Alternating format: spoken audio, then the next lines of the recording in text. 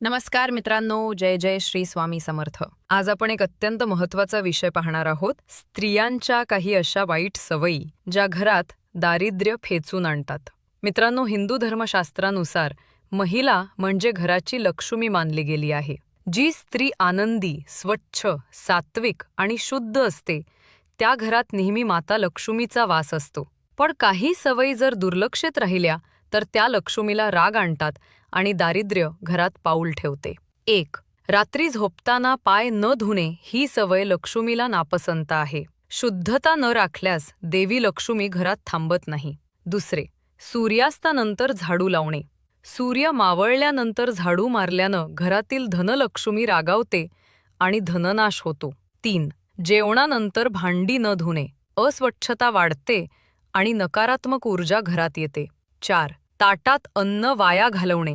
देवी अन्नपूर्णा रागावते. अन्न वाया घालवणे म्हणजे संपत्तीचा अपमान करणे.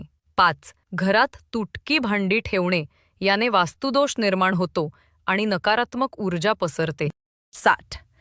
रात्री पाणी उघडे ठेवणे. असे केल्याने दारिद्र्याचे संकेत मिळतात असे शास्त्र सांगते. 7. उंबरठ्यावर बसणे किंवा शिंकणे. उंबरठा म्हणजे घराचे रक्षणस्थान. तिथे बसणे अपशकुन मानले जाते. 8. सकाळी उशिरापर्यंत झोपणे. उशिरा उठल्याने लक्ष्मी घरातून निघून जाते आणि अलक्ष्मीचा वास होतो.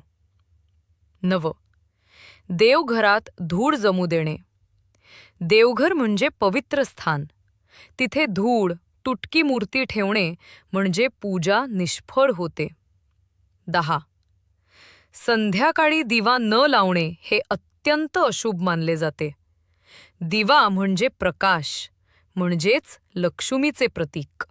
मित्रांनो, हे सगळे नियम अंधश्रद्धा म्हणून नाही, तर शुद्धता, सात्विकता आणि अनुशासनाचे प्रतीक म्हणून सांगितले गेले आहेत.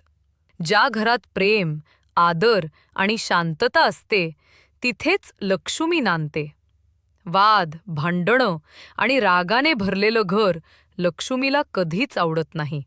म्हणूनच म्हणतात, स्त्री आनंदी तर घर सुखी, स्त्री सात्विक तर घर समृद्ध. जय जय श्री स्वामी समर्थ.